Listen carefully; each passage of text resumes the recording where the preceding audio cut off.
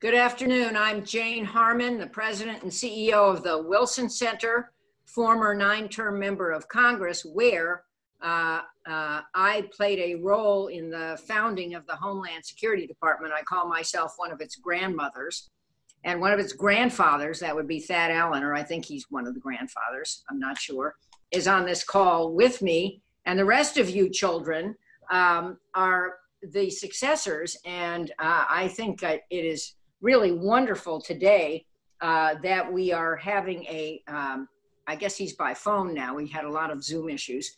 A phone conversation with Chris Krebs and a panel organized by the Wilson Center's very own Meg King, who heads our Science, Technology, and Innovation program, and a number of the rest of you on this phone. The topic is what's critical? Evolving the security playbook for managing ones, zeros, and everything in between. And while it's not as much fun to see you all, or some of you online, I know Chris is on the phone, it's not as much fun as to see you in person. If any group could make a conversation interesting, it's our Science, Technology, and Information program. Today, as I said, we're joined by the nation's Chief Risk Officer, Chris Krebs, Director of the Department of Homeland Security's Cybersecurity and Infrastructure Security Agency. Leave it to Congress to include security twice in your title, Chris.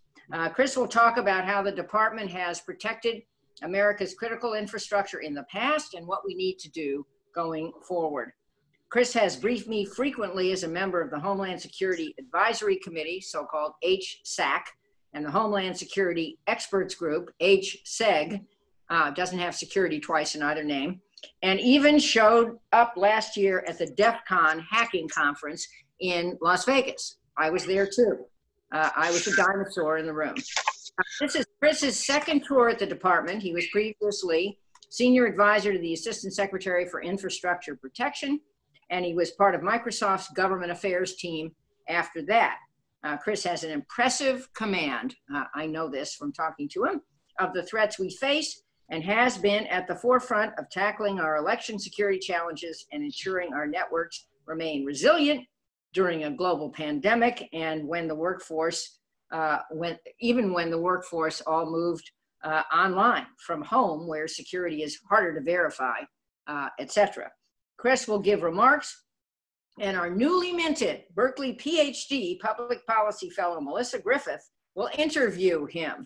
Then a panel of geniuses with the able Thad Allen in his pickup truck, Homeland Security Bob Pulaski, and CenturyLink's Catherine Condello will follow to dive deeper into the challenges posed in securing critical infrastructure, both digital and physical. And just before turning this over to Chris, let me say again how blessed I have been to have Meg King in my life for a decade. She's taught me lots of stuff, especially about all this. So please welcome, I think by phone, the Director of CISA, Chris Krebs. Okay. All right, so here's what we're doing. I will give you a little bit of an overview of who CISA is and what we do. Thank you, Congresswoman, for that overview. And we'll talk to you a little bit about the things that we're focused on right now and some of the developments and shifts we've seen in the critical infrastructure risk management space. So as pointed out, we are the Cyber and Infrastructure Security Agency. Just for shorthand purposes, I dropped that first security. We made the argument that the second security was an appropriate modifier so that we didn't need cybersecurity, but Congress at the time felt it was important to have cybersecurity and infrastructure security. Nonetheless, it's a better name than what we used to have, which was the National Protection and Programs Directorate, which if you can tell me what that means, I'll owe you $100. It was not a very descriptive name for an organization that is the nation's risk advisor.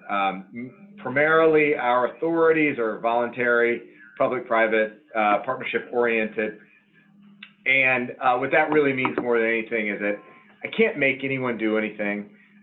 We've got to really understand where the risk is out there, the shifts, the trends, the best practices that are happening across industry and in government, distill them down into something that's usable, shareable, actionable, and then get them out to as many of our stakeholders as we possibly can.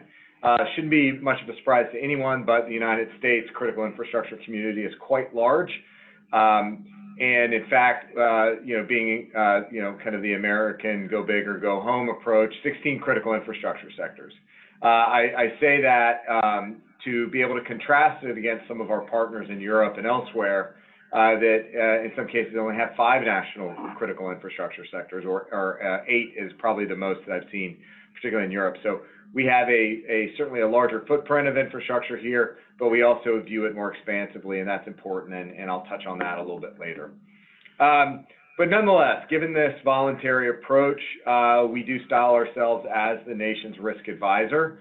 We are not the nation's risk manager. The nation's risk manager would have more of a compulsory authority where I could tell people to do things and they would do it. But instead, we ask people to do things gently. We give them useful guidance that actually provides some value.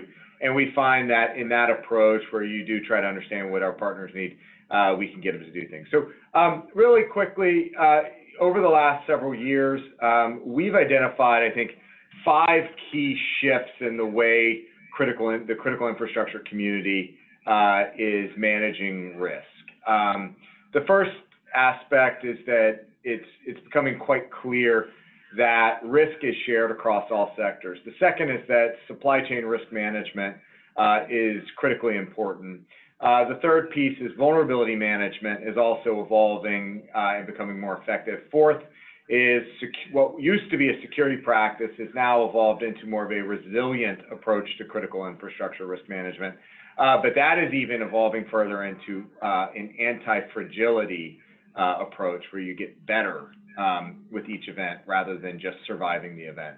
And then lastly, we're seeing organizations take a much more enterprise level understanding of cybersecurity risk management, and that really begins in the C-suite and then percolates across the organization. So back to the top, shared risk across all sectors. It's something that you've probably heard me or others say that if you tackle risks in silos, you'll miss the bigger picture. And what we have seen over the last couple of years in particular is that adversaries, particularly Russia, China, and a few others, don't necessarily come in knocking on the front door. What they understand is some of the dependencies between organizations and will exploit some of those trusted relationships. There's one event, the Russians, or a campaign the Russians had launched a couple of years ago, where they came into the energy sector, but not directly into the energy sector. They actually came in through a construction contractor. When you think about Target was breached through an HVAC contractor. So again, shared risk, or risk is shared across organizations. And in part, that's because the commonality of the systems we use far outweighs any of the uniqueness within specific sectors. Control systems is another example. So those things that make water treatment facilities, their equipment move and tick and click and whir, that equipment's also very similar to critical manufacturing, thinking about hard infrastructure and manufacturing or power generation. A lot of those control systems are consistent with unique applications at the edge across these control system spaces. Second piece, as I mentioned, supply chain risk management. I think 3 or 4 years ago even, supply chain risk management was not top of mind for most organizations. You'll get to hear a little bit on the next panel from 2 folks, at least, that think a lot about it, including Catherine Candello from CenturyLink, one of my longtime partners in crime and in critical infrastructure risk management. But some of the work that we've done on the supply chain risk management side for information communications technology sectors has really sprung up over the last 3 years through some of the work we've been doing here at CISA. So that you should absolutely pay attention to the folks on the panel. Next, vulnerability management. This has particularly come into stark relief over the last 6 months. It's been a heck of a year for vulnerability disclosure.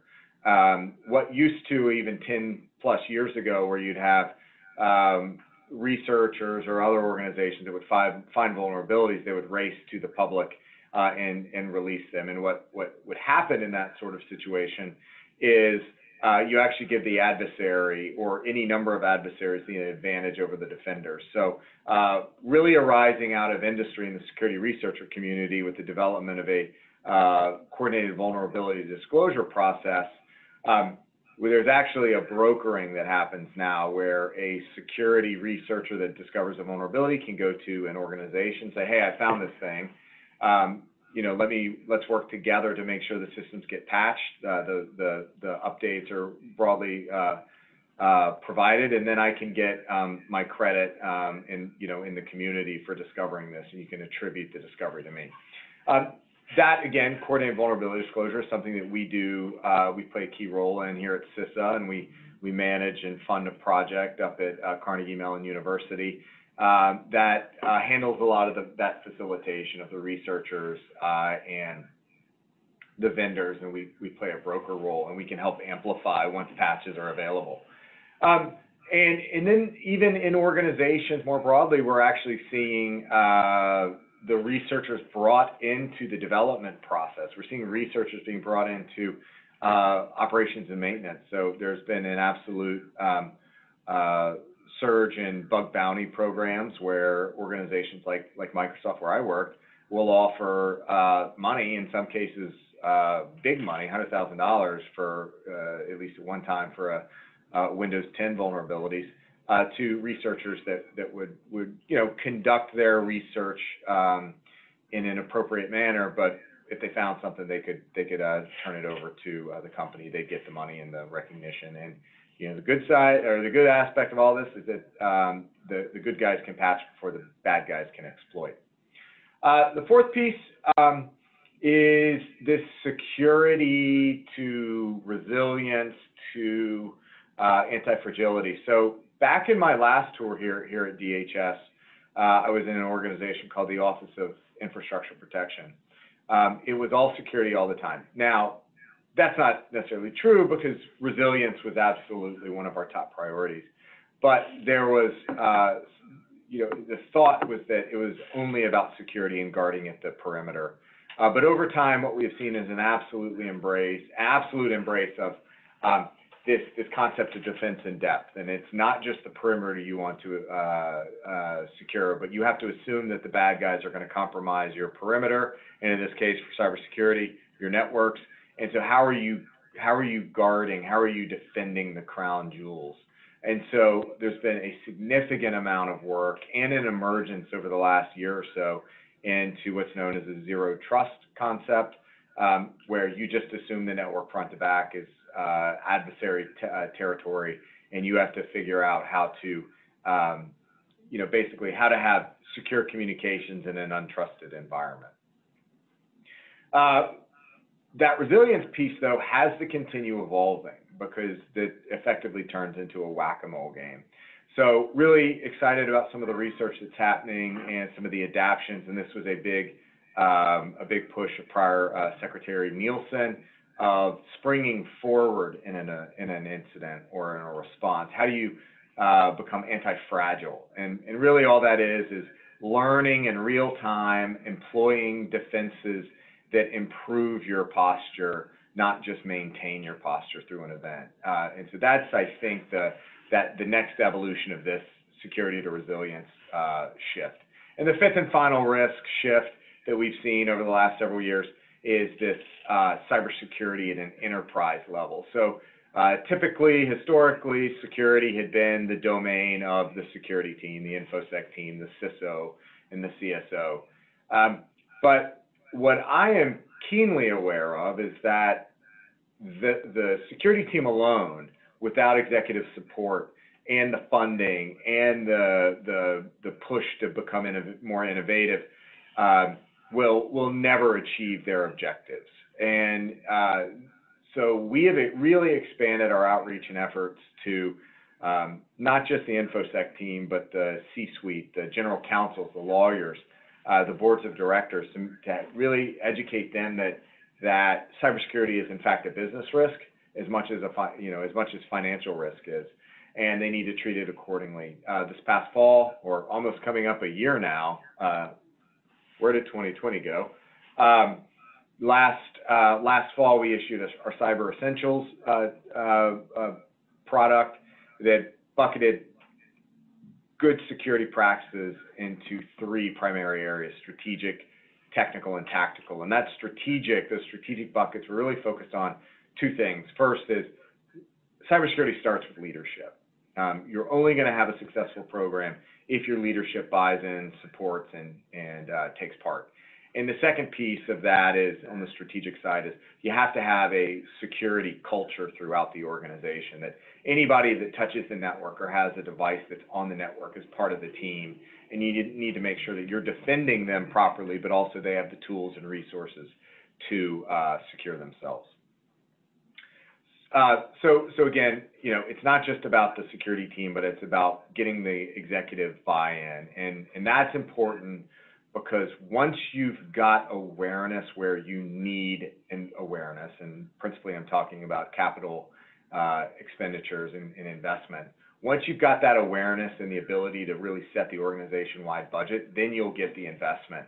And through that investment, that's where the real capability shifts and you close the gap on security, where that really happens. So I think I'll wrap it up there before we shift over to the fireside chat. But again, 5 things that we've really seen a significant shift in over the last several years is that risk is in fact shared across sectors. The second is supply chain risk management is as important of a discipline as cybersecurity in and of itself.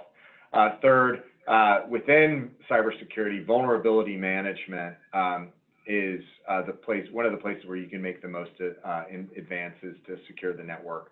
But relatedly, it is about resilience, it is about defense in depth, a zero trust approach is emerging, and then lastly, if the leadership's not bought in at the enterprise level, then you're never going to get where you need to, both on an investment side as well as capability development. So just a few thoughts out of CISA. Looking forward to the fireside. So I'm not sure if it's going to Congresswoman Harman or Melissa. Yes, thank you so much, Director Krebs. We actually have Jane Harman, who has the first question. She's thrown her hand into the air and has a burning question for you, so we'll start there. So I actually have a 2-part question and an observation, Chris. I think you're a breath of fresh air. I think your brief, and every time you give it, and now we can see you. We were going to just hear you, but now we can see you. I think you are a great credit to this administration and to the department. So there. So my question is, first, the recent hack of all the fancy Twitter accounts was principally done by a kid of age 17 with 2 accomplices. That prompts the question, do you have the people you need to stay ahead of 17-year-olds, metaphorical 17-year-olds? And the second part of the question is, I recall back in the old days when we were putting the department together and doing NCTC and doing intelligence reform, we kept talking about the need to change a need to know culture into a need to share culture. Obviously, sharing is good. However, sharing also means that you have more vulnerabilities. So I guess, do you have the people? And is this need to share idea still the tagline, or is there some new one that I'm missing? So on the hiring piece, I had suspected it was probably not a nation state, that it was criminals. At this point, particularly in cyber, I'm not sure if it matters if you're 45 or 17, which speaks to the ways that we need to evolve our hiring practices. So through the standard general schedule approach that really is based on a system from 1929, almost a clerical hiring approach for supporting prior administrations or the government in and of itself. It really prioritizes experience in a professional setting, college degrees, postgraduate degrees, certification. That's just not how cyber works. So what I've found is there are some candidates that we're getting that come out of college and do get a graduate program, and then 1 year of experience. And then there are others that I'm getting 17, 18-year-olds, 18-year-olds that apply for jobs that have 6 years of practical, operational, effectively experience in security research, because they've been, online white hat hackers since they could, turn on a computer. So what we've got to do is reconfigure the way that we think about hiring and the talent pool and maximize those approaches. And that's got to include a diversification of STEM education in the K through 12 education system, but also more two-year colleges, and thinking more about technology as a trade almost, in trade schools and institutes, rather than, equivalent of, having to go to law school or something like that. But also along those same lines, I think by baking in more STEM education and awareness, and as long as we've factored in that security has to be part of technology education, I think we can get away from this overwhelming or this ongoing narrative that, there are X million in cybersecurity jobs open. That's a nihilistic approach as I look at it. If we can make stuff more secure by design and deployment, then we're not going to need all those, we won't have all those cybersecurity openings. But that's just going to put more pressure on the technology job on the front end. Second piece on info sharing. So, I was hoping in 2015, when the Cyber Information Sharing Act of 2015, the CISA Act, the first CISA Act, when that passed, we'd never talk about information sharing again. I was wrong. It just refuses to die. But the way I look at it is, it's not so much that we need to share information, it's that we need to operationalize our partnerships. We need to make sure that the things that we are aware of and we're able to do are actually reducing risk. One quick example of why I think the 15-year approach that we've taken, at least in cyber, has been slightly off, is that we talk in generalizations. We talk about, share what you got so we can stop the next attack. But when it's general and people can't say, oh, maybe that thing's important, I need to share that thing, you don't make the progress, you don't get as many people involved. But when you figure out a specific objective, when you decide we're going to defend the 2020 elections from foreign hackers, okay, that's scopable, I can scale my resources to address that issue. Who do I need to work on that team? Well, let's go get our state and local election officials, let's go get the Election Assistance Commission, the Director of National Intelligence, NSA, CIA, Cyber Command, FBI, my team. Let's get everybody together. And then you can, in a much more practical, executable manner, share information with a purpose that has the right context around it. That's where we're seeing the most progress right now. And to a certain extent, this is a model that we developed for 2018 for the midterm elections that we then used earlier this year with COVID under what's now known as Operation Warp Speed, the development of a COVID vaccine. Early March 15th, I issued a paper to my team that said, here are the things that we're going to do to support the COVID response. And it's not just about vaccine and therapeutic development, but it's also PPE manufacturers, hospitals, group purchasing organizations. I called it at the time Project Taken. I was watching a lot of late night TVs as I was working during the initial quarantine. But it was just like the Liam Neeson character in the movie Taken. We were going to send a message very clearly to our adversary that you don't mess with this, and if you do, they will come and find you. But we had work to do on the defense side, and it's the same model we use for elections.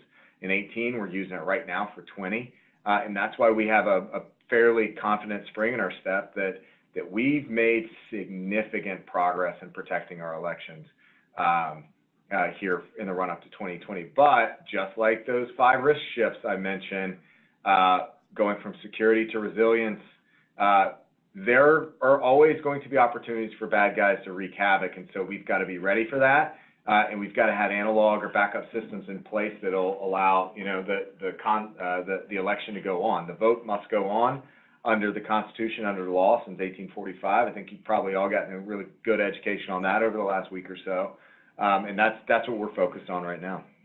Thank you. Wonderful, thank you. I think it was very helpful, Director Krebs, for you to talk through these sort of 5 different areas of risk and the ways that CISA, from your vantage, has seen those shifting. I have a couple questions for you, being mindful of your time, and thinking through some of the moments that we're in now. So risk management or risk advisory role given our present circumstances. The first relates to the election, which you just briefly touched on in your answer to Congresswoman Harman's question. Can you talk a little bit about the ways in which our elections are now more secure in 2020 than they were in 2016 and 2018? So not just the priority of security at the strategic level, but as you put it, operationalizing that in practice across various states across the US. Yeah. So three top items come to mind. First and foremost, what we have right now is a vibrant election security community of practice. We've got state and local election officials alongside federal government partners across agencies working towards the same purpose and working in established mechanisms and clear understandings of roles and responsibilities. In 2016, no slight to the prior administration, it is just a matter of how things transpired and evolved. You know, my team is the critical infrastructure lead, but frankly, we had no idea how elections worked. We didn't even know that there was an election assistance commission within the federal government that had primary liaison responsibilities. We had to figure that out on the fly, and then we built things that are sustainable and enduring here. So again, this community of practice that's working, you know, just one example, we've got a information sharing and analysis center, an ISAC, dedicated exclusively to election infrastructure, and that spun up over 2000. The bridge from 17 to 18 has all 50 states, and about 7,000 jurisdictions get some kind of benefit out of that partnership. The second piece is there's absolutely a night and day difference between the security awareness and posture of state and local election networks. And the resilience measures that have been built in. So we have intrusion detection systems deployed across all 50 states and state election directors, Secretary of State networks. In fact, in some states, we've got them on all counties. Florida, because in elections, it's always Florida, but we've got our intrusion detection systems on all 67 counties down there. So we can take signatures that we derive from a number of different sources, including formerly classified signatures from the intelligence community. We can put them on those sensors, they alert, and we can investigate and respond. We've also, as I mentioned in that third shift of vulnerability management, really worked on vulnerability, transforming the vulnerability management processes of our election partners. Just last week, we released some guidance on how to set up a vulnerability disclosure program. And have been working on that for about a year now. But we're seeing behaviors improve. We've seen the patch times, the rate at which you're patching, at least the timeliness of it is cut in half. And in this case, being cut in half is a good thing. So from 60 days to 30 days. We need to get better, of course, but absolutely. And then the last thing is we've really done a lot of work on, actually two more things. We've done a lot of work on really isolating where the risk is. So the things that get kind of blown out of proportion are those voting machines that don't have paper records, the direct recording equipment, and just voting machines and tabulators in general, and how, if connected, they are susceptible to hacking. While true, there are some vulnerabilities in those systems, they are that's typically not an attack that's going to scale, certainly in an undetected manner. That said, there are other machines that are centralized, that are highly networked, like voter registration database and election act reporting, that could have a scalable impact. Still are very confident that we'd be able to detect any sort of manipulation at scale, which is an important thing to point out. And even in 2016 and through today, no evidence, no intelligence whatsoever that suggests a bad guy was in a position to affect, change a single vote or be in a position to do so. And then last thing on this front, in 2016, 80 to 82% of votes were cast with a paper ballot backup. Right now for 20, we were on track for 92. I suspect we will exceed that and be over 92, probably even 95% with the increase of the absentee ballot voting that's happening across the country. So for us, anytime you get paper into the system, that's an opportunity to audit. And auditing is a good thing. Last piece that's changed so much, I think, again, I've already talked about it, but we have that interagency template, that playbook for how to work together seamlessly between the intelligence community. The IC is over there looking to detect bad guys that want to do bad things. The Department of Defense is over there looking to disrupt bad guys that are going to do bad things. FBI's here and abroad as well, looking again to disrupt and prosecute. And then we're helping protect. That's the name of the game right now. And again, I think we've made dramatic improvements. And probably the game that'll be played by our adversaries is going to be more in the hack and leak or disinfo space. Wonderful, thank you. In addition to elections, which is obviously an area that has been of great concern to many people watching the news and also just in the country in general, there's sort of another kind of area of risk that was really heightened in 2020, and it has to do with the pandemic and virtual systems. As you know, here at the Wilson Center and sort of everywhere in the United States, there was a sudden rapid shift to virtual work, relying on virtual infrastructure and introducing entirely new sort of pathways for cyber vulnerabilities and cyber attacks. Can you talk a little bit about what CISA has been doing in this space around digital networks and digital vulnerability? Because it's an area where, unlike elections, you didn't have several years to kind of get your hands around the problem and get started. It kind of hit quite rapidly in 2020 and at very large scale. Can you talk us through some of your efforts in that space? Yep. So three things happened, or we were really focused on three things, I guess is a better way to put it. First and foremost was really understanding the way the risk landscape has shifted due to the relative importance or criticality of a number of different performers or organizations. So typically when you think about the risk formula, it's some combination of threat times consequence times vulnerability with a dash of likelihood on top. And so what we saw more than anything was an increase in threat, or at least focus on COVID response, but a dramatic shift in the consequence variable. And what I really mean is a year from now, if you lost a company like, or even better, if you lost a hospital in New York City this time last year, would not be the end of the world. And what I mean is you could shift patients or transfer them to other medical care facilities. But in the deepest, darkest point of New York City's response, if you lost a hospital due to a ransomware attack or something like that, no joke, people would die. And so we spent a significant amount of time understanding the impacts to how, what really is what's the most critical infrastructure list, understanding that, and then putting focused assets against that. But we also spent a lot of time, and I think you'll probably have Daniel Cruz talk about it in the next panel, but thinking about, okay, supply chain wise, again, that second risk shift, how did supply chain impacts change the way that critical functions were performing here in the US, whether it was a disrupted widget that you'd expected coming in from somewhere in China, but due to shutdown of exports, you've lost, and so you couldn't move forward.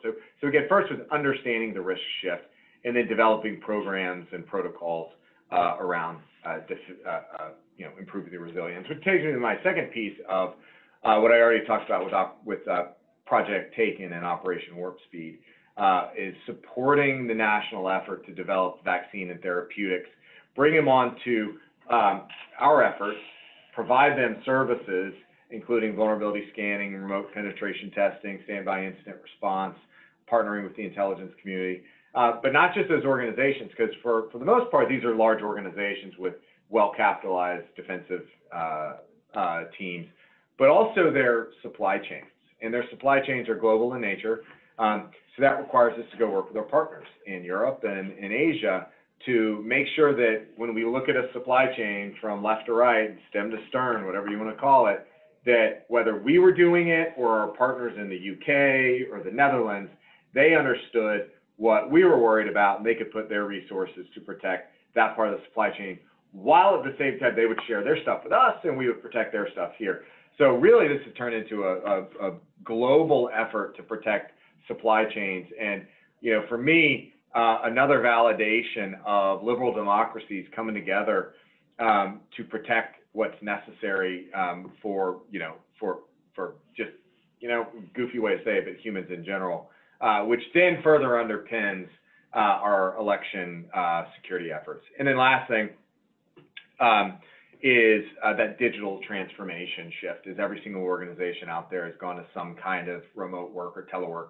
And in doing so, they've invited a whole bunch of risk. And that's why you go to that third risk shift of vulnerability management. You know, if you're using a VPN, make sure you're patching it.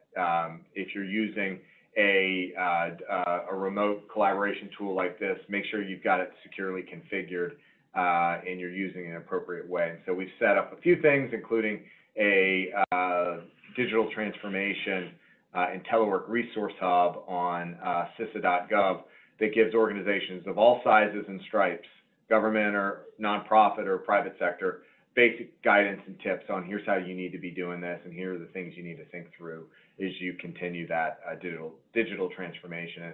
And I suspect that many organizations, if you look at like Google saying that they fully anticipate being in this posture till next summer, some folks might come out the other end of COVID and say, you know what, maybe I don't need all that real estate and those big shiny office buildings, and people can work from home. I think there would be a lot of people that would like that. So anyway, this is a service area for us that's not going anywhere anytime soon. Wonderful. And the last question that we have for you, it's moving away from some of this digital space into a kind of more physical space. You mentioned supply chain management and supply chain risk. We know in looking at the pandemic that there were many failures of the supply chain and many concerns, whether it was kind of what you needed to make a respirator or even just vials for saline in hospitals. And there were many kind of shortages and also some real limitations and security concerns there. We also know in the US, we can't produce everything we use domestically within our own market across every stack and across all ecosystems.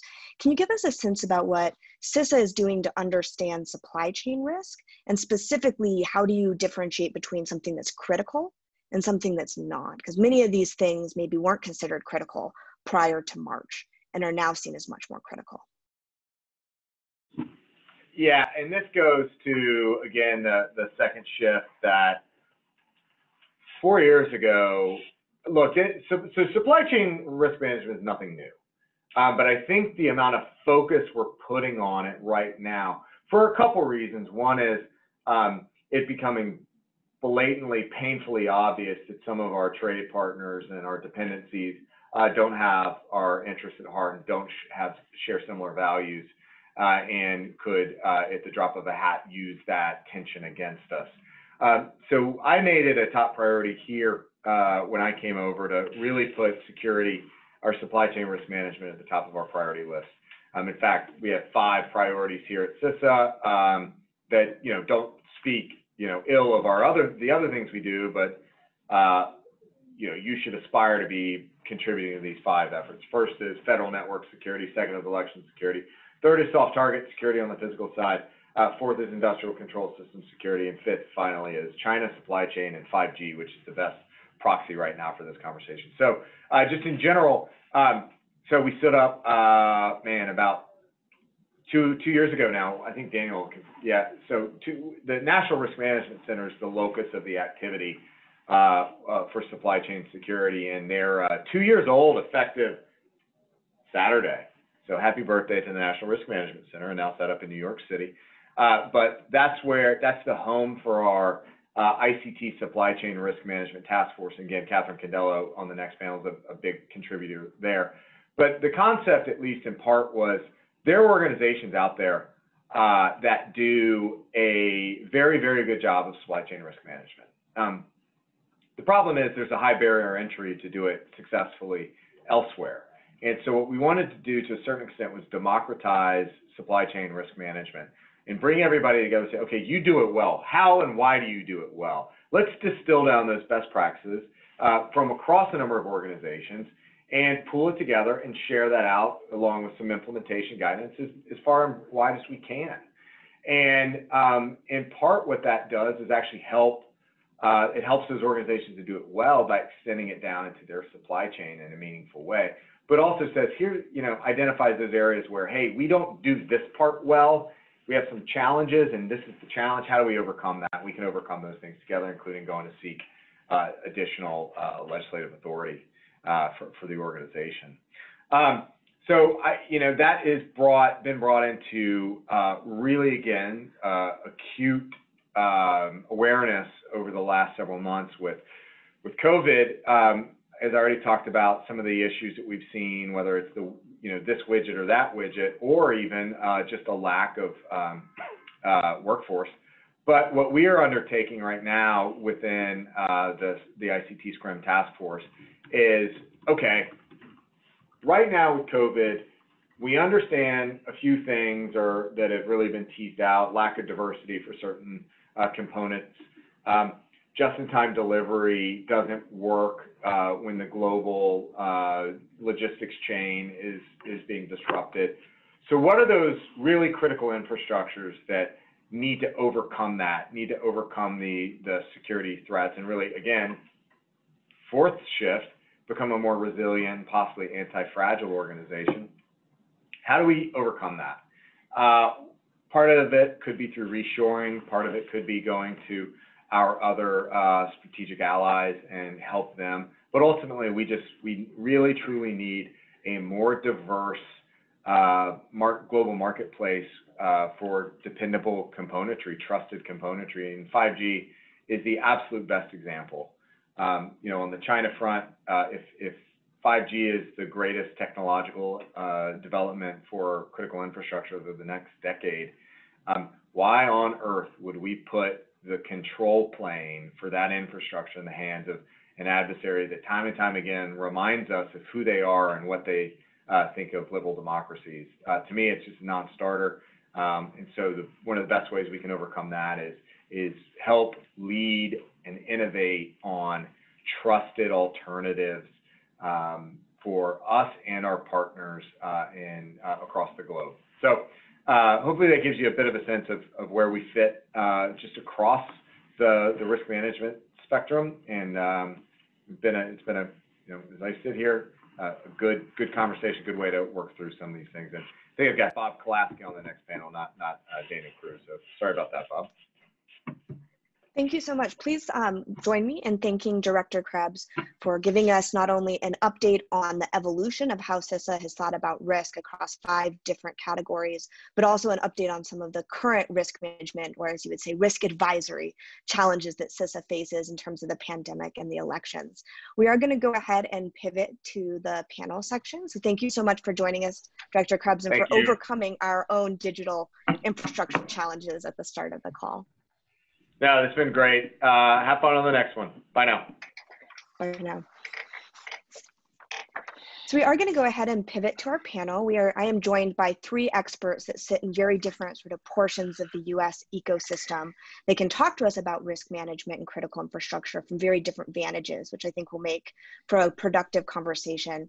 Before I introduce them, I do want to put a call out to the audience who's listening in from various parts of the US, that if you have questions that you would like to ask our panelists, we will be sort of fielding some of those questions at the end. Please go ahead and email them to our email address. It's stip, S-T-I-P, @wilsoncenter.org. So if you do have questions that you would like to ask any of the panelists or all of the panelists, please email those in to stip@wilsoncenter.org, and then we'll field some of those at the end. So the panelists have already been introduced by Congresswoman Harman, but I will briefly remind you on who they are. We are joined by Bob Kolaski, which is CISA's Assistant Director of National Risk Management at the Management Center. Thad Allen, who is a Senior Executive Advisor at Hudson Analytics, and Kathleen Condeo, Senior Director of National Security and Emergency Preparedness at CitriLink. So thank you for all three of you for joining us. To kick off the conversation today, one of the focuses we have for this conversation is not just where we've been, sort of what has been the evolution of critical infrastructure protection to date, but where are we going? What's the future of critical infrastructure protection? So I'd ask that all three of you reflect from your vantage, from where you sit in the ecosystem, on an area where you think the US has made the most progress to date on critical infrastructure protection, and an area where you think the biggest challenges still remain. And we'll go ahead and kind of program order. So we'll start with you, Bob. Sure. So thanks for having me, Melissa. Good to be here with Admiral Allen and Catherine. Great. You know, we work together closely from time to time, so it's good to see them. You know, I have the luxury of speaking after my boss, who is more eloquent about these things. All bosses are more eloquent than the people who work for them. No, so I will, you know, first of all, reference Chris's remarks. You know, I think in terms of progress, and it is sort of manifest by the fact that Thad and Catherine are on the phone with us, really the partnerships and the structure and the trust that's been built in terms of our ability for industry and government and cross-government to work together on challenging risk issues is in the consistency of sort of the framework and the authorities and how we know how to work together and the structures we've been put in place, and then using them consistently over a period of time in a voluntary fashion has just built a lot of trust into the system. And, you know, we've lived through a lot of high priority issues, whether it's an incident like we're living through with the pandemic right now, dealing with hurricanes of the scale that Thad had to deal with Katrina and going back, Deepwater Horizon, the things he's had to deal with, and, you know, the kind of emerging challenges. What we now have is a group of people who know how to get together, think about risk, pull on each other's capabilities, share information, come up with solutions, and go after problems.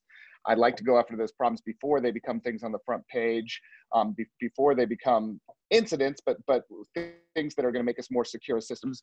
But sometimes it isn't until the incident happens that we really get an opportunity to address those. And so when I think about progress, and the thing I think we're really proud of is the trust that's been built in the collaboration, and then using that trust, you know, to make the country more secure around that. So I start with that as something that I always highlight.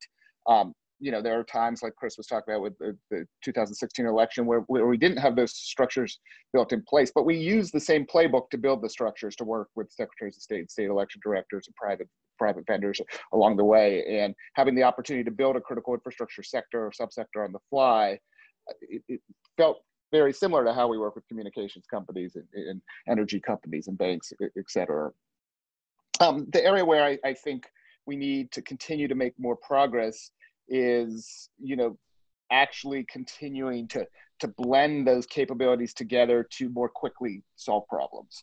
So we've got the more quickly field capabilities, I guess. We've got the sort of problem identification, problem solution, but can we actually come together more quickly to field things that are going to make the country more secure, to pull on blended authorities, to stimulate innovation, to allow industry into the conversation, into, hey, we can put these resources toward making infrastructure more resilient. If we can share information, if we can come up with solutions, let's actually get in the room and field solutions. And I'd like to talk a little bit more about that as we go forward.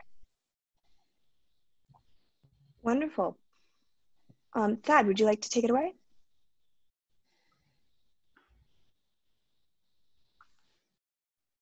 From your pickup truck. Yeah, thank you. Yeah, I apologize. I'm out in the hinterlands of Pennsylvania here. I'd like to expand a little bit on what Bob said, because I think he's on the right line of effort that we need to be dealing with. If you look at what's happening in the world today, we're dealing with greater levels of complexity, whether it's the scale and the scope or a novel virus that we haven't dealt with before.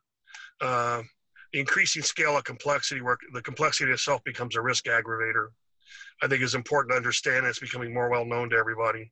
And when I talk about complexity, I'm talking about complexity that starts to break down legal frameworks, standard operating procedures, training, tactics, procedures, any structure that's been created to model how we're going to respond to these things. We're finding that they don't scale very well sometimes. We're dealing with a very large event. And that's being exacerbated by the fact that technology is accelerating faster than we can keep up with it. Just the inability to keep up with the international and national legal frameworks on cybersecurity and so forth are a testament to that. So this notion that you have to address complexity as a risk aggravator. Another way we can do something that will meet in my view, the expectations of the American public, those outcomes have to be co-produced. And another way you co-produce an outcome is through unity of effort. I think what Bob was broadly describing is a trend towards greater unity of effort and pre-need relationships, that regardless of what the event that occurs, you have a model and a way to think about it, and you have previous encounters, whether it's planning or exercises, tabletops, or just working a problem set, allow you to address it. And I think whenever you talk about a big challenge to infrastructure or anything else in the country right now, you immediately have to think of co-producing outcomes, and how do you organize to co-produce outcomes, and that's through unity of effort. And I would agree with Bob. We're making a lot of progress there. One area I'd like to throw out for a discussion a little later on, and it kind of connects back to what Chris Krebs was talking about. We're really living in a digital world right now, and we're all digital citizens. I'm not sure what the level of maturity is for our governments or citizens in operating in this environment. The one thing that connects all critical infrastructure together is the electromagnetic spectrum, through which the Wi-Fi, signals, IoT, everything passes. And it's a new domain that touches everything, and we're gonna have to manage it as a domain. And right now we handle spectrum kind of on a piecemeal basis through the Federal Communications Commission. We have auctions. We kind of deal with spectrum like it's property rights, but it's really an enabling domain that connects all critical infrastructure together. And I think we're gonna have to get our arms around that if we're ultimately gonna solve these problems, because that's the connective tissue that connects everything together. Thanks. Thank you. Catherine. Well, again, thank you for inviting me. And I absolutely agree with Bob. I agree with that. Let me give a slightly different dimension. So we sort of talked about process and being able to collaborate and sort of the frame.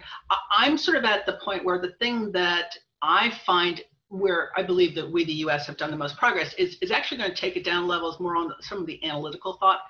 I think people sort of have a rough sense that you know, things are critical and that we do rely on things. But I have to give chops to Bob Kowalski's shop, the NRMC, for actually focusing on functions or services rather than things. I mean, sort of post 9/11, it was like, you know, we had to put the guns, guards, and gates around the building, or around, and that's important. I'm not saying it's not, but it's actually, in my mind, you know, an academic reach. It's an intellectual reach that we're now starting to focus again on sort of the functions and the services, because decoupling, if you will, you know, whether it's not being able to decouple this, is able to make us think differently about what is it we rely on, and whether or not, you know, we relied on it not, I think also helps us make the plans, make the arrangements so that you know what you do need to focus on. Now, you know, I think that even in those environments where we have operative sort of like on the guns, guards, and gates, and let's take care of that thing, that building, that manufacturing, even in those domains, the interconnectedness of those capabilities in that, let's say, manufacturing thing are going to rely on lots and lots and lots of other things. And if we really do focus on sort of this is what's important at that factory, and that factory does need, let's say, the 5G spectrum, which is then connected to the wireline spectrum, which is then, you know, supported by the power which came from this distribution company, this transmission company, this generation company. You then start to unpack what is it that needs to be assured. I think going forward, the fact that we are moving in this direction is both the most progress and also going to be the most challenging. I think there is a sort of a knee-jerk reliance on, well, you know, I need gas for my car. Okay, yeah, you need gas for your car if you're going to evacuate a hurricane. But where did the gas come from? How did it get to the gas station? Was there power at the gas station so that you could put the chip in so that you could get the gas? That, you know, to sort of unpack all that is, in many respects, you know, I think intuitively obvious, but only once you stop to think about it. And I think the average person doesn't, and nor should they necessarily have to do so. But I think certainly during COVID right now, I think people are thinking about their supply chain a lot differently because it then became very, very personal.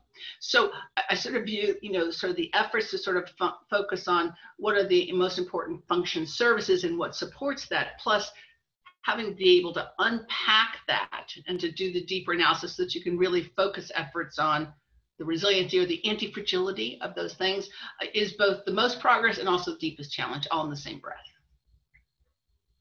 Thank you. I want to actually take a step back and hit on something that all three of you sort of referenced in your comments, which is this question of what's critical. Right? We have an entire panel, an entire 2 hours dedicated to critical infrastructure, critical functions, critical services. And I don't think we've necessarily taken the time to think about what is critical. Is it sort of just an energy sector, the main providers, or is it also the downstream or upstream dependencies of those energy providers? Should it include things like cloud and cloud computing, right? Is it open source software? So I'd like to sort of hear from each of you in your mind, when someone says critical functioning, critical infrastructure, critical services, what are the types of things that come to your mind? Have those evolved, and are we still missing some of those critical pieces? Whoever would like to take it first. Yeah, this is Bob. Let me just tack on what Catherine said and give you a little more background, I think, Melissa, to answer your question. So what we did last year working with industry across the government was define a set of 55 national critical functions. And those are the functions that are so critical to national security, national economic competitiveness, community well-being, that if they break, we're in trouble. And the functions, 55 is a long list, but why I know it's a good list is look at any one of those 55 and you tell me if there's not a meeting at the White House that day, if that thing isn't working at a national level, and there will be, I can guarantee you. And so that's publicly available. It has things like generate electricity, maintain fuel reserves and take it out, extract fuel reserves, run identity management services, communicate wirelessly, conduct elections, provide position navigation timing services. So those functions are critical. And what we're trying to assess constantly is how those functions are produced. Is there a geographic component? If you look at our 55 functions, some of them sort of exist virtually, so there's not really a geographic component. Some of them are really, you can point to, they get delivered through a data center complex here that's here, or that in Houston, the Houston shipping channel, and some of them kind of are regional, like water. Every area has a water system, and you can look at how they're produced, and then you can look at how they flow, what they're interdependent in, what software and hardware helps produce those, and you see at a functional level how they come together, and then within that you can start to evaluate that against a scenario of concern and say, if this scenario happens, is there a potential that the function's going to potentially fail or be degraded at the national level or regional level? And then you can start to prioritize which companies contribute to the function, which software and hardware are across the things. Obviously, things like control systems, operational technology are important to a lot of functions. You mentioned open source software enables a lot of the functions. Cloud computing enables the things to do that. And so what we're trying to build out is, based on our understanding of the functions that matter, the architecture of how they're created, and then whether there's a scenario by which somewhere in that architecture they can break and then cascade across the functions, and you get to sort of systemic failure at this point. And so that's how we're thinking about it. It has, I make the comment that 55 seems more than 16, but it's actually kind of narrowed the things that really matter to us, this way of thinking, because there are only a few geographic components of infrastructure around the country that really can cause a function to fail. There's only certain hardware components that are so ubiquitous that you can cause a functional failure. We look at COVID, there aren't a lot of things that have actually caused national infrastructure to be at significant risk because of COVID. Really only the health infrastructure. Other things have withstood, pretty resilient. And that's how we're thinking about it. And it then allows us to propagate that analysis down to where you can actually manage risk.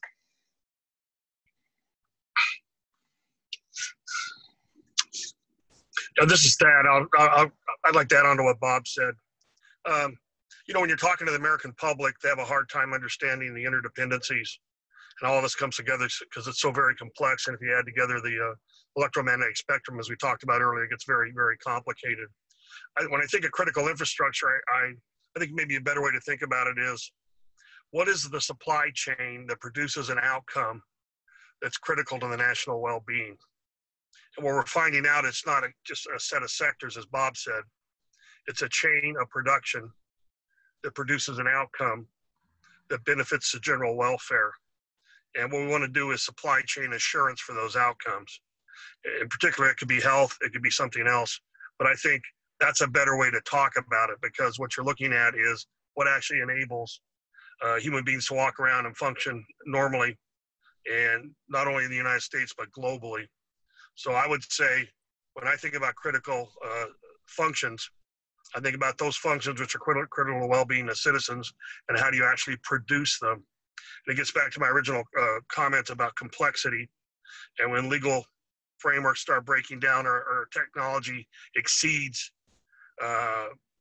policies and laws and stuff like that, how do you actually pull that supply chain back and make it work to produce the outcomes expected of the American people? For an example, and Bob is really familiar with this, he probably knows where I'm going already.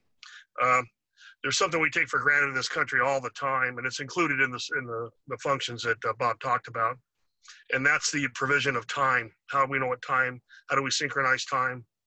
How do we time financial transactions? How do they synchronize cell phone tower operations? How do we phase electrical production, power production? And the fact of the matter is, the GPS system for the United States provides three things: position, where you're at, navigation, where you're going, and time. What time is it? And time now is being parsed down to the nano and picoseconds for the purpose of timing financial transactions and everything else. And you would be amazed to understand what has to be synchronized in terms of time to make things work right in this country, which brings us to the vulnerability of GPS and what would happen if we didn't have assured position, navigation, and timing that provides. Public service announcement, I chair the Space-Based Position, Navigation, and Timing Advisory Board to the executive committee that manages across government, but just an example of the type of function not generally recognized by the public that affects everything they've got. Timing and GPS chips are ubiquitous in almost any type of personal items we have right now. It's industrial control systems, SCADA, and so forth. So that would be an example of a service or a function that's critical, affects everything in the country, and affects all these outcomes that affect the general welfare. Catherine, would you like to weigh in? I think the original question was, what counts as critical infrastructure, and that I'm all over the PNT. My company is, the sector is all over this. And I think your point is well made, that does the average person realize that to be able to, do his transactions at the grocery store, that there is actually a timing element of that debit card going into the contactless? I think that's fair. But I do think the partnership that has evolved, certainly with the critical infrastructure sectors, and certainly DHS and other departments and agencies, is sort of creating an environment where some of the thornier questions can start to be addressed. I think one of the things that gets teased out of this, though, is that, what is essential and what is critical is in the eye of the beholder. And I think that's point is well understood, that, the average consumer who's trying to get away from a hurricane just wants gas in his car so he can get out of danger. And then so on a simple level, that's sort of the service, the thing that allows them to thrive. And certainly you could use sort of the Maslow hierarchy of needs. Do you have food? Do you have shelter? Do you have water? And all those, I think, sort of got mashed into the 55, 56, critical functions. I think, though, that we shouldn't start to overstate it, because I think one of the original questions was, well, is it core software things that are now critical? Is it cloud that's critical infrastructure? I think these are all amazing capabilities that help enable resilience, anti-fragility, good services, the national way. But I think once again it came down to, and we saw this in COVID. Did I need transportation and logistics so that stuff could show up at my house? Well, that's the critical infrastructure sector, and yes, I did need that, and I did need that sort of critical function. Did they use open source software? Did they use cloud infrastructure? Undoubtedly. Does that mean that all open source critical infrastructure is critical infrastructure? Not necessarily. Does that mean that all cloud instantiations are critical infrastructure? I think the capability is critical because it's used so broadly. But I think that for DHL, FedEx, US Postal Service, Amazon, I think they would say that it was their use of their cloud and their open source software that was critical, not the whole thing as a category. So once again, as you start to unpack and unpeel what's critical, what's essential, what really do you have to protect, I think it still comes down to what is it that you're trying to do that's important, and it's sort of on you to sort of unpack your own architecture so you can sort of follow the string to better assuredness. I think this goes back to a point that was made earlier, both by Director Krebs and also by all three of you, with slightly different language, this whole of society, unity of effort. So once you sort of identified what's critical, whether it's a function, right, an outcome or an infrastructure, there's this question of how do you protect it? How do you ensure its resilience? And one of the more challenging things about the US is its size and the sheer diversity of players that you're dealing with. Another challenge is that a lot of this is voluntary, where in other countries that may be less the case, right? Where there's a much more robust legal framework that requires certain things of industry across the board. Can you talk a little bit about, from your vantage, the sort of maturity of our whole of society or unity of effort in a particular sector, the maturity of that model, and what some of the lessons that we can maybe pull from other areas to expand across the country more broadly?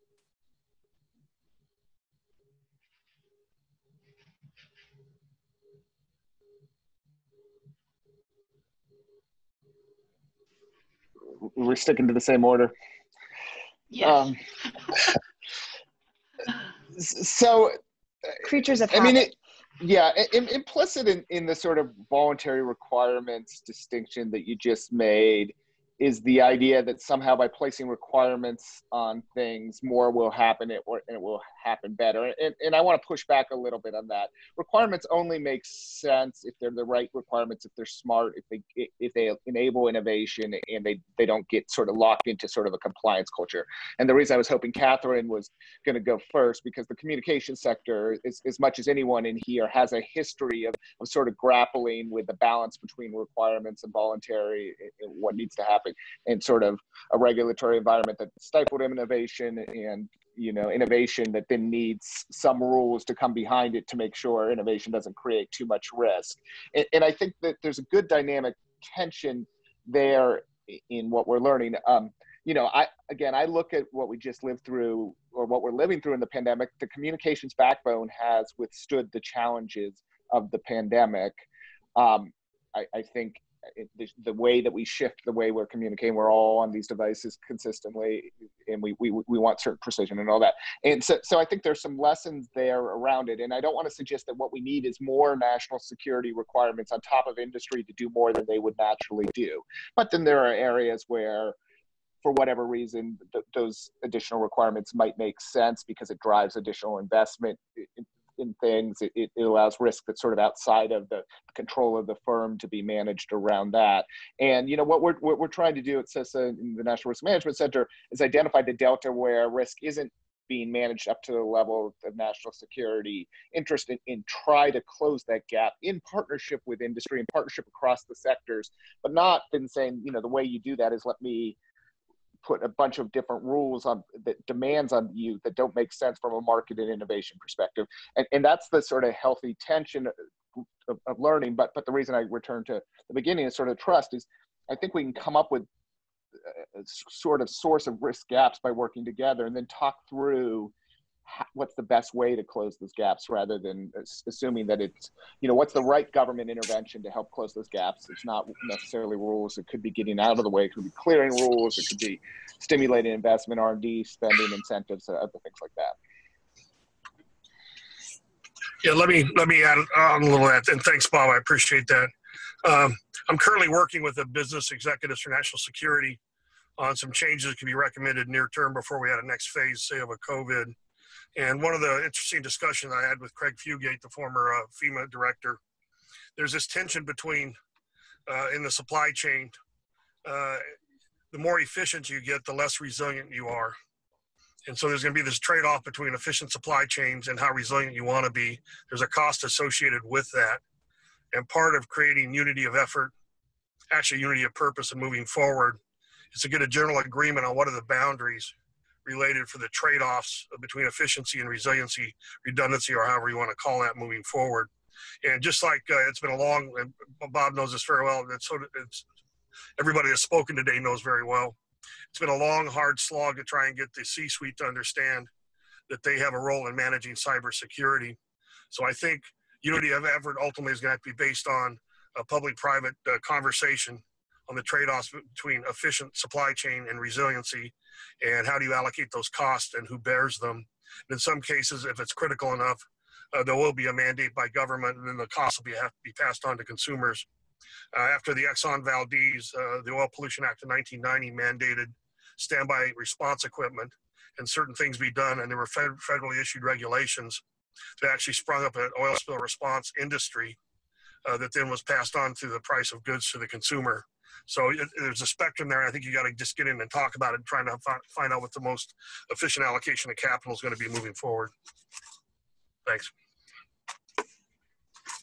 So hi, communications sector here. I think it's fair to say that we do have a fairly long-standing relationship, certainly with government, dealing with security, risk, resilience kind of issues. I think it was understood decades ago that, you know, you can't, you know, weather a storm if you can't communicate. You can't weather a storm if you don't have power.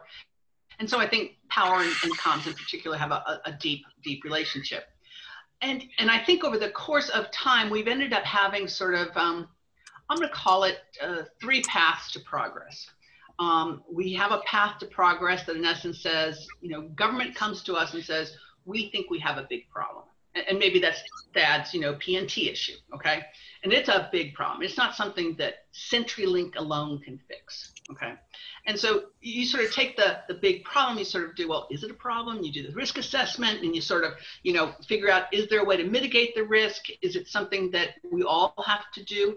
And hopefully over the course of time, you end up operationalizing whatever the risk mitigation is. Usually the operationalizing is part of the response recovery to whatever the threat was that we sort of work with government. So that's one mechanism. And if that works well and we, you know, sort of figure out how we're going to address hurricanes or the disasters as usual, that's a sort of big problem that we all have to address. There's also the problem that's sort of, this is a very super hyper specific problem. And we have found a separate model which sort of goes, this is a super specific problem. And, you know, it's going to take lots of thought. It's going to take lots of energy to kind of work through. And candidly, you know, of the 15 to 3,000 internet service providers in the United States, there's logically really only, you know, 2 to 5 companies that have the resources to sort of figure it out. So once again, they approach the 2 to 5 who do put a lot of thought into it, who then try and say, well, what about this as a solution or that as a solution? And the 2 to 5 of them sort of pilot this. And if it sort of kind of works, then you try to sort of copy paste it into sort of like, okay, this worked for the big guys. Do we need to adjust it? So it's now the mid guys. And do we need to adjust it? So it ultimately trickles down ultimately to, you know, the small guys and become what's called the best practice. I think this is the normal kind of play, I think, that we see in the sector. And I would comment that bringing the problem to getting it to best practice, you know, if it's something that, you know, an ISP needs to do, is about a 5-year span. It takes that long to sort of assess the problem, measure the problem, come up with a solution, create a plan, test it, make sure it actually works, that it's not irrational. But I think the 2 points that Bob and Thad make are really key. There are certain things that you can do as a critical infrastructure owner operator that make sense. You know, generally things that are security or resiliency or you know, continuity of your service are generally non-competitive. And so there's not like a huge, you know, bridge there. But there are certain requirements that are so far beyond what you can deliver as a business that then you do have to have the discussion with your government partner. You know, we would love to do this for you, but then all of a sudden, internet service is going to jump by a factor of 12. And the average citizen can't afford to pay it. Now, we're happy to do it, but are you going to pay for the delta? And Bob and Thad have run into this with many, it's not just comms, it's all the sectors. There's going to be some level of, to your point, adjudication has to go on. What is good business practice? What's even maybe better than average business practice? And what's the delta between that? And no, we think on behalf of the nation, we really need to be at a much higher level, which is going to make you non-competitive. That ends up becoming a dialogue between government and industry. And yes, it does generally end up with government having to at least partially, if not completely, put the bill. I'd like to add one other comment. I'd like to add, just one other comment. I should have added at the end of what I'm saying. And I'm saying this as a recovering government official. Catherine will know what I mean here. The last thing you ever want to do to fix a problem, in my view, is government regulation. And it's not that government regulations are bad, because they paid off in oil spill response for us for a long time, been very good since they passed the Oil Pollution Act in 1990. The real issue is it's almost impossible to write a regulation these days that can get passed in the amount of time that makes it effective and is not overtaken by changes in technology that make the issue you're dealing with mute. So I think there's no choice to try and hammer these out through best practices and how you codify them, so that if you have to go to a regulation or you need a statute to do it, it's almost self-executing at that point, because you're basically codifying what everybody's agreed is the best way to do it. Thanks. Brilliant.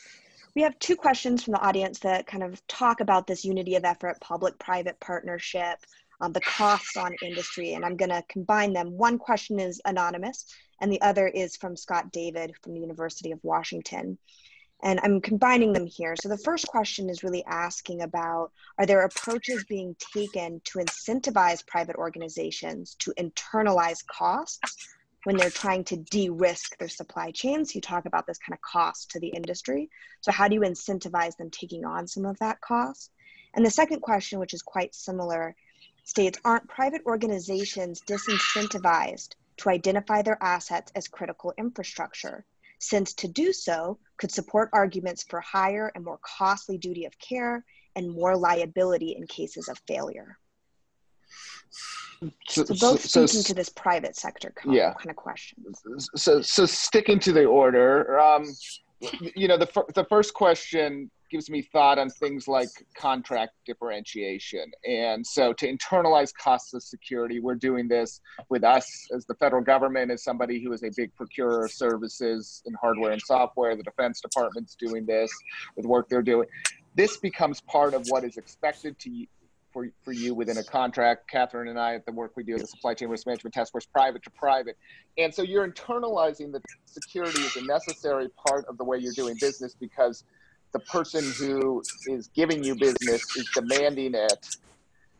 There's some costs, obviously, that get baked into it, but it becomes part of doing good business. And frankly, you can't do business without spending the money on security. And so I'm not the accounting expert, but at some point the security gets written into the overhead at some point, and it's not just a one-time cost. It's just you've raised the baseline of security. So that's an example of ways that and to do that well, of course, what we're trying to do as a federal government is help build out frameworks and work with industry so that it's easy to recognize it. So there's not a lot of cost of compliance or cost to prove that you have security. They're sort of going back to best practice and standards. There are ways to do that. And then markets get established to sort of certify, and if you need auditability and certifiability. But I think, that's one example. To the second one of, do you want to be known as critical or not critical?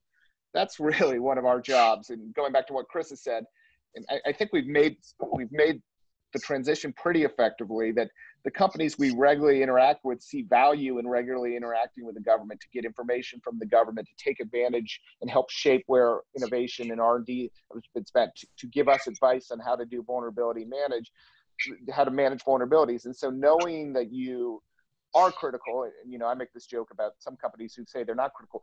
You get to decide if you're critical by what businesses you enter, right? It's ultimately not the government's decision. If you got 62% of the cloud computing market, chances are the government's going to eventually think that you're pretty critical to national security around that.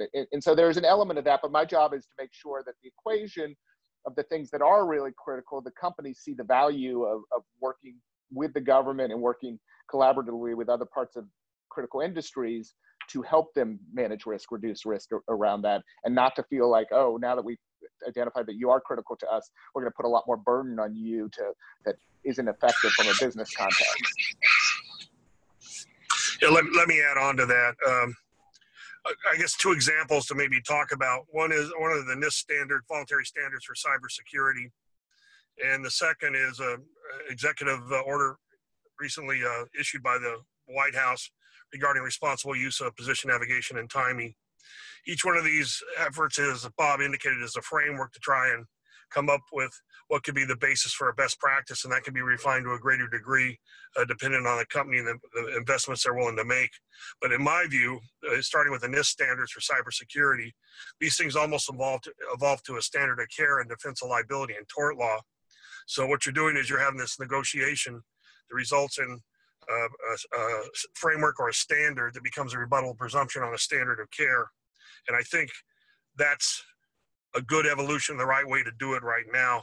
I would add one other thing on the EO that required responsible use of P&T.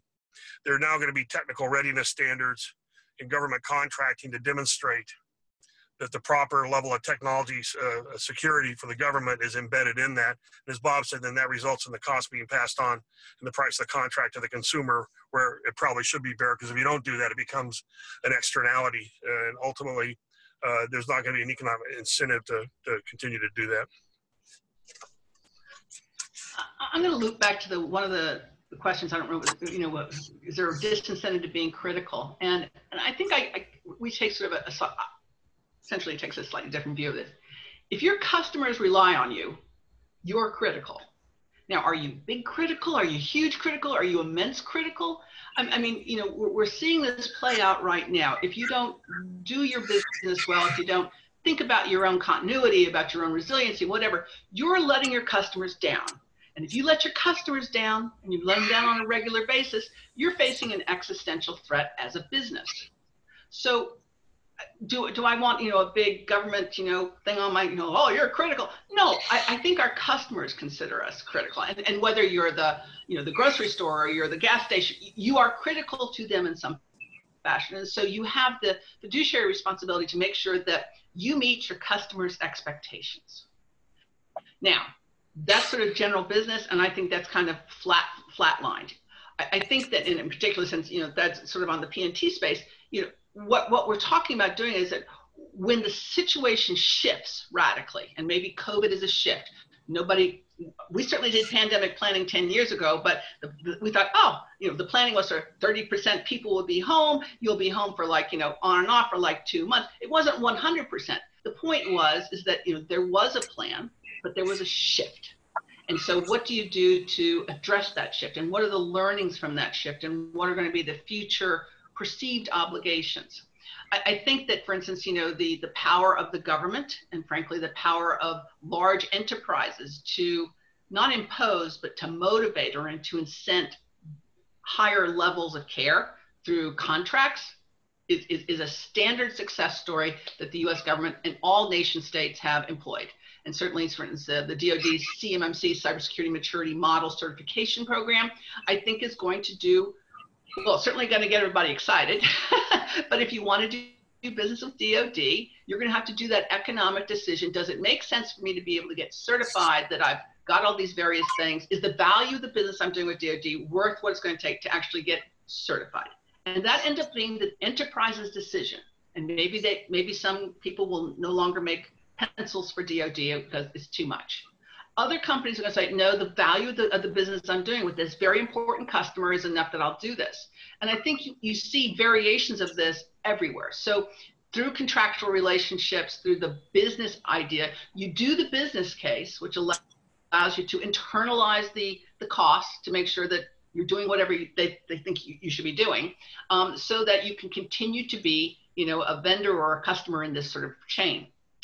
So one, if it's important to your customer, you are critical. If they view you as being critical, you're critical. And so you have to do things to make sure that they can retain their trust in you and you remain, in their value chain. And then for those who really need more, I think the first and best way that certainly government has done it and other businesses have done it is to incent the behavior through writing a contract and getting a service level agreement.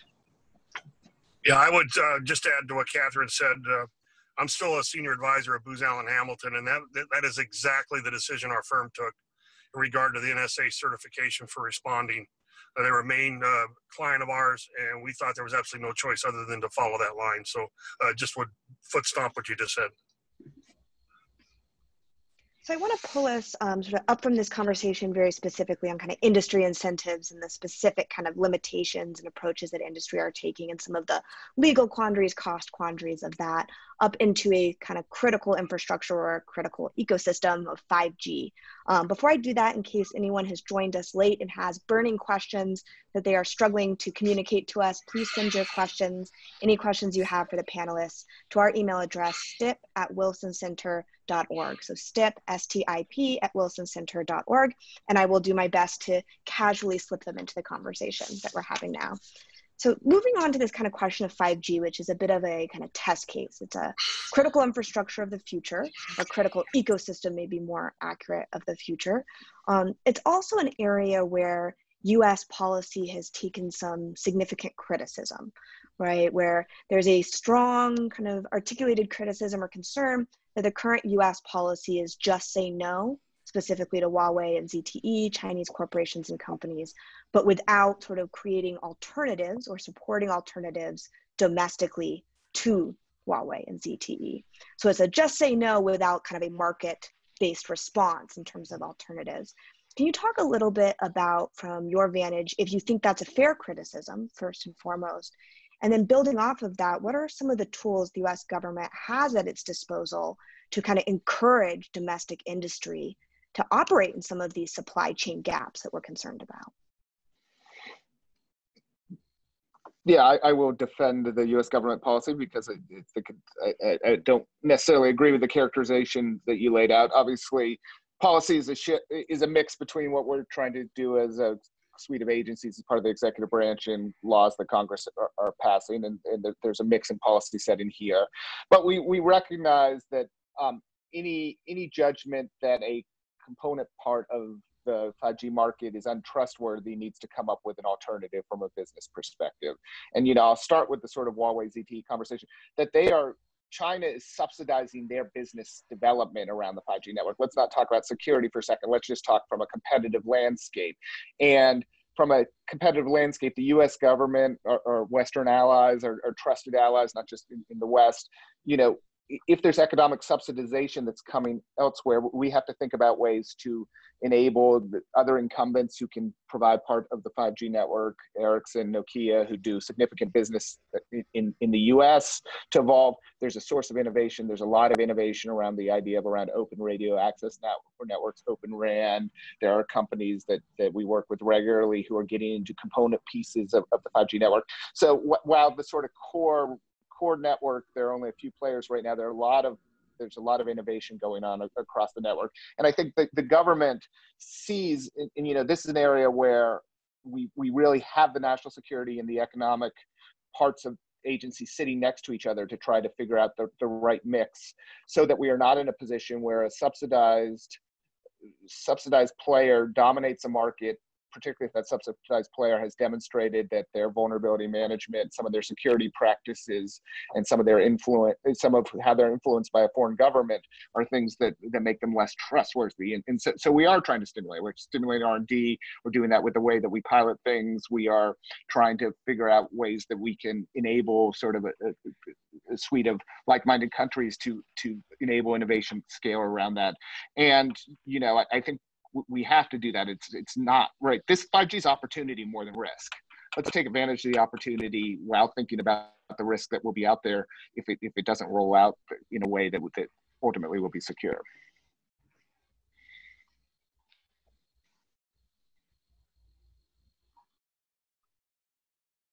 Go ahead, Catherine. You looked like you had a burning topic you wanted to talk about. Well, 5G.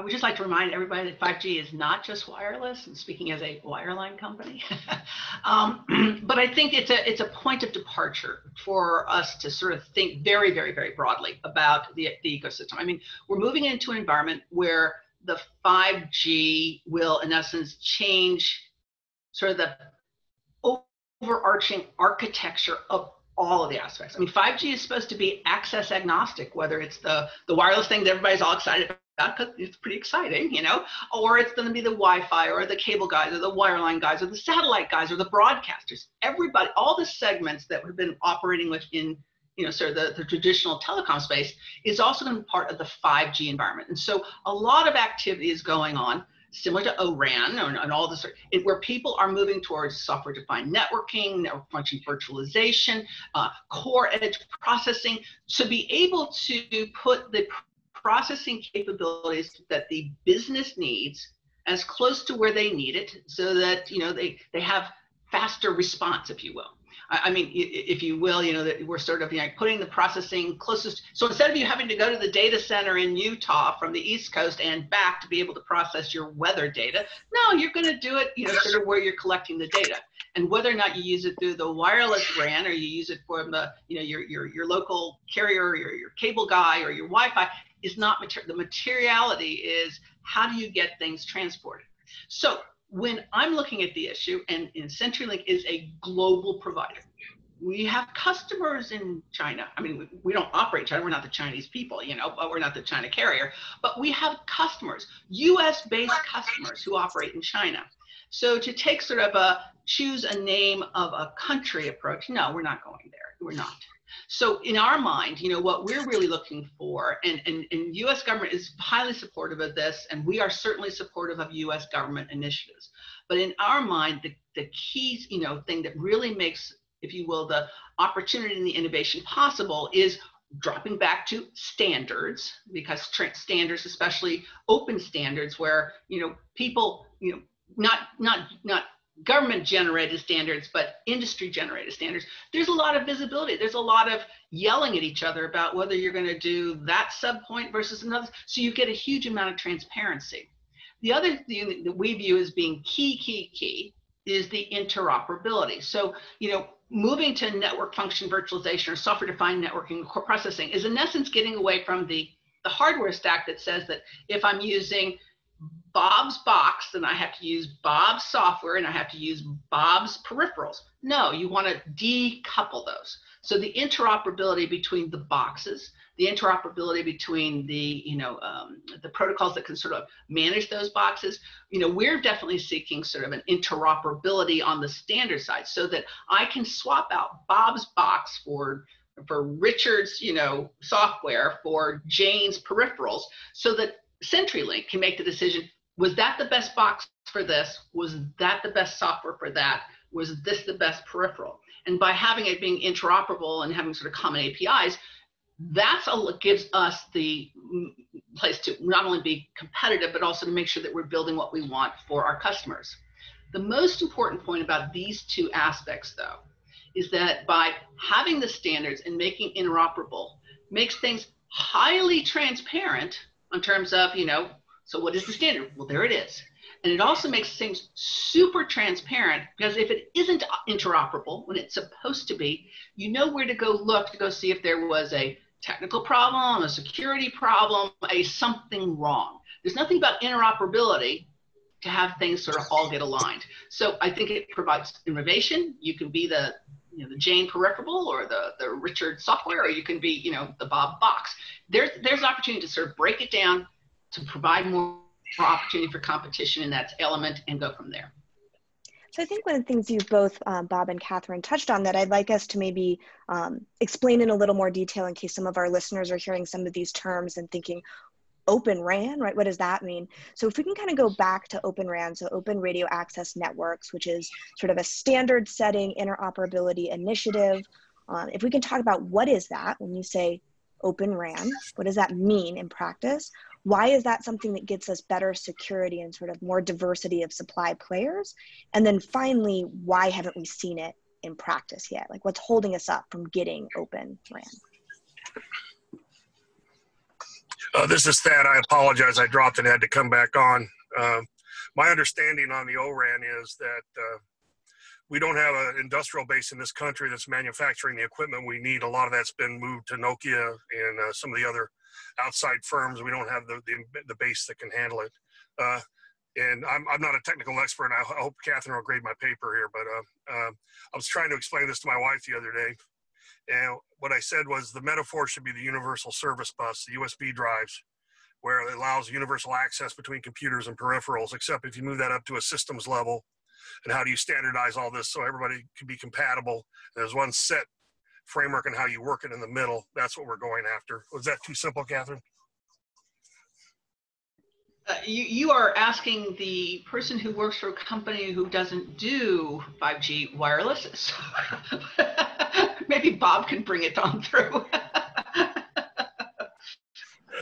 Yeah, and we won't make too far. I mean, the degree of interoperability and standards matter, and the fact that it allows for specialization, and rather than be locked in with single providers and all that, which allows for more diversity, more specialization, more entrance in the market. And, you know, ultimately, again, specialization tends to lead toward innovation and more efficient allocations of resources. So when Open RAN gets described to me, those are the outcomes we're trying to produce. What you're missing here is the technical expert to describe exactly how it works around there. In terms of your question, why it hasn't happened yet, not quite enough certainty that it's going to, there's enough of a market entrance. It goes to some of the standards, it goes to some of that. And so companies are certainly eager to see where this progresses, but some element of investment depends on actually the certainty that the interoperability is going to be possible. And this widget that you're building to sell can interact with other things, and there will be a market there. And so going back to where the government's responsibility here, or what we can do as a government, is help create more certainty that there won't be blocked market to entry for the Open RAN concept, you know, do some proofs of concept that it works, and then, you know, watch as the market takes off. Right now, I think there's some barriers to entry. There's some, you know, as I said, some subsidization going on elsewhere that we're not quite there, that it's certainly going to work. But I think, you know, the U.S. has a long history of stimulating this sort of stuff. Yeah, and I will weigh in just a little bit on the Open RAN. There are enough major companies engaged in the Open RAN, ORAN Alliance, I think it is, or something like that. I'm probably misquoting it, and I apologize. That I think there is enough body of weight, you know, to sort of move this thing forward. I think the reason it's so important, and once again, this goes back to the interoperability, the exchangeability, the how do I create things, is that it's our worldview that, you know, the actual major driver of really cool things happening throughout 5G, whether it's through the wireless networks or the cable, is actually going to be the enterprises. The enterprises are going to be the big, you know, innovators there. And so if I'm a manufacturing company and I want to be able to use certain kind of key processing capabilities in my factory to do really cool things, I'm going to want to be able to know that I can write my application for my factory, which is sort of an NFV, whatever it is they're doing. And I'm going to want to know that I can tap into the radio access network.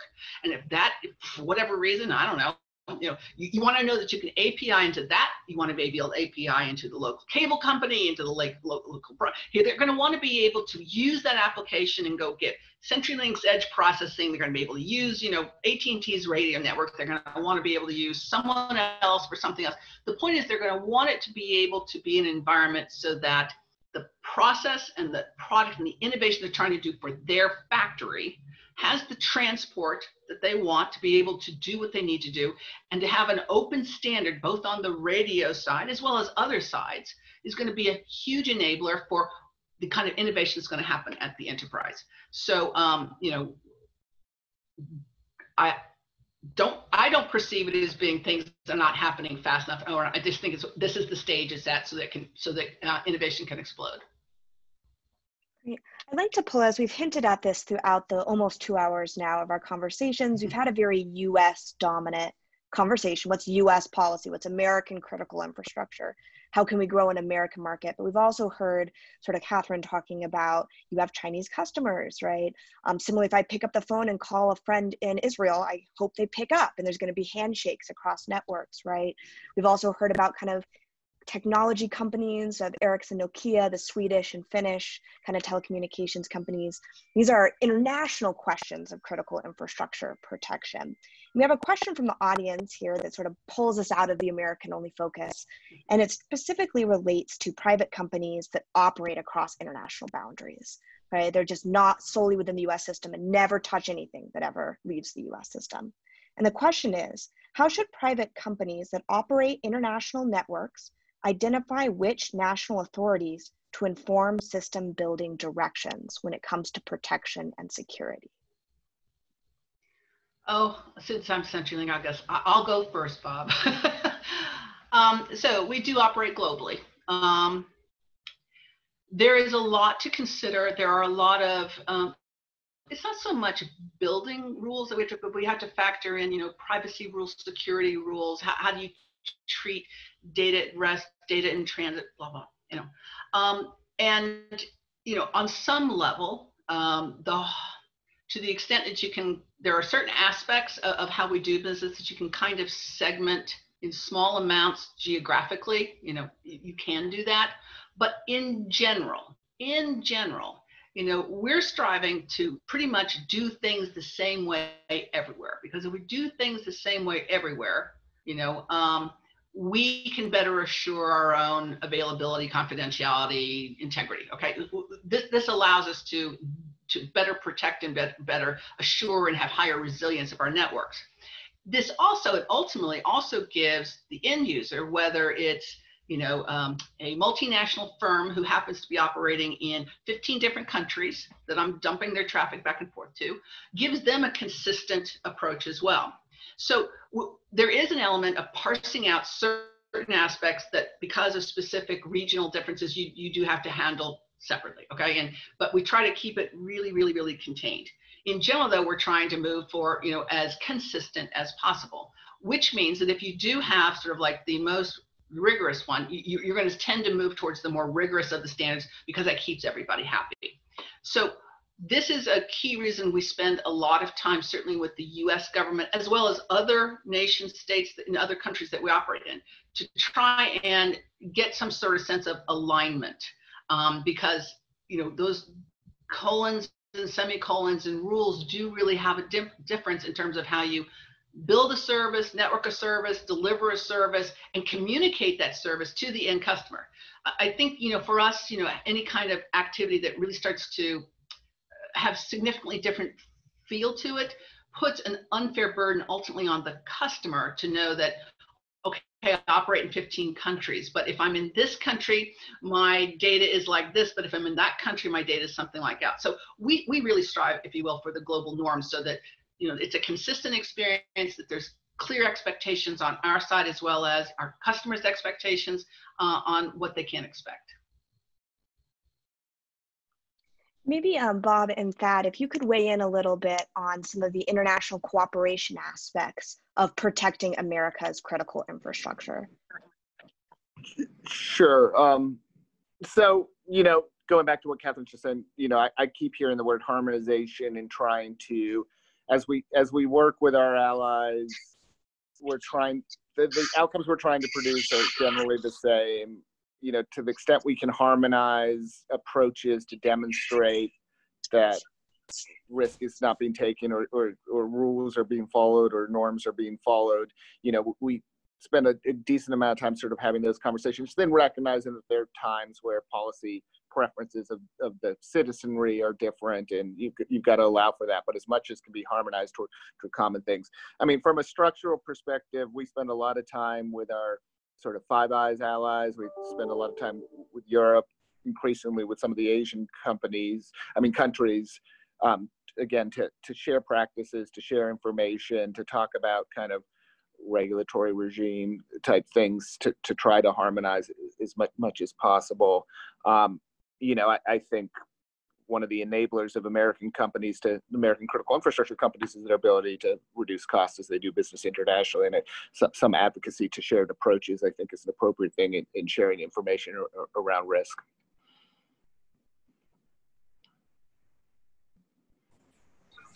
I can give you a couple of examples of what's going on right now. Maybe we can talk about what might be in the future.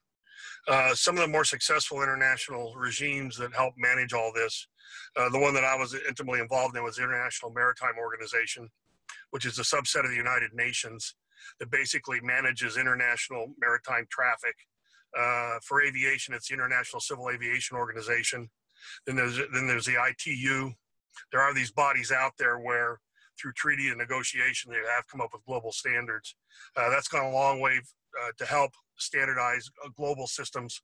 And they become regulatory regimes because if you're signatory to the treaties, then you can enforce the provisions of those treaties when it involves your country. So if there's a foreign flag vessel calling at the United States, even though it's not carrying the U.S. flag, we have the authority as signatories to the treaty to be able to enforce rules and regulations regarding safety of life at sea and so forth. And I think if you look at what the aviation community has done through ICAO, there's probably some room to expand some of the issues related that we've talked about here today into those regimes. But added to the complexity of that, at least I know in the P&T world, is there are other global navigation satellite systems being developed in Europe, in China, Russia, and in India, and now Japan, that call for international standards. So this is an emerging technology where you need to have that common framework for how you understand it, very similar to the ORAN that they had talked about earlier. And I think if there's a way to think about it, it's ultimately going to have to be multilateral. And I realize there's a lot of populist movements politically around the world, but these things are going to have to be solved ultimately, in my view, through international regimes. Thank you. So in our last final minutes, I'm going to pull us up from sort of the weeds that we've delved into, from everything from kind of technical standards to business interests to open radio access networks, foreign competition, to kind of norms and laws and legal regulations and international cooperation, and pull us up much more broadly into the question of looking toward the future. So the kind of the hanging line at the end of this panel description is on being equipped to kind of tackle the concerns, the threats toward American infrastructure in the future. So if each of you can sort of wave a magic wand or snap your fingers, I know policy is complicated, technological evolution is complicated, but if there is one sort of policy or technological change or priority that you could snap your fingers and get us started on now, or get us done on now, what would you pick to put us in the best position possible to address some of these threats in the future? So what's your wish list item?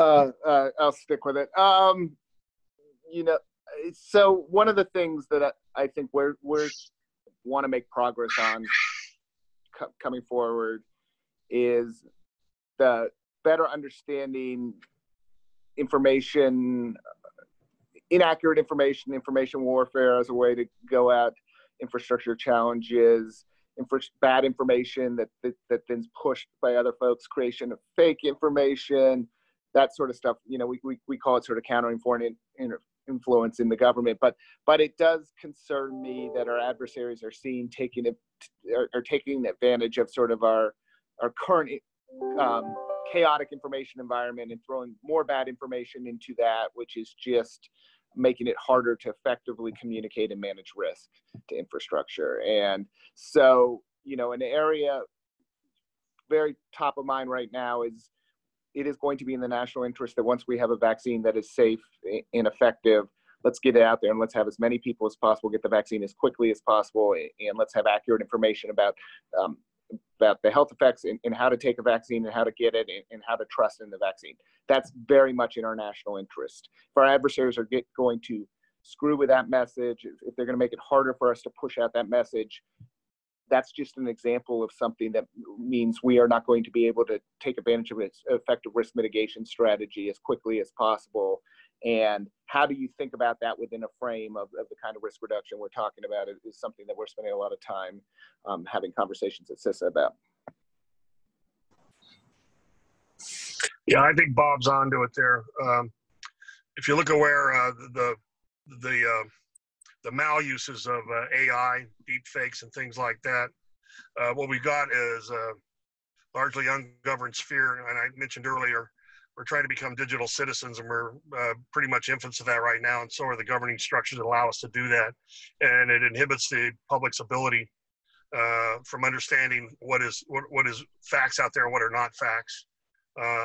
It's almost like the social equivalent of wet markets, where you can get these social viruses started, and then they go uncontrolled around the world.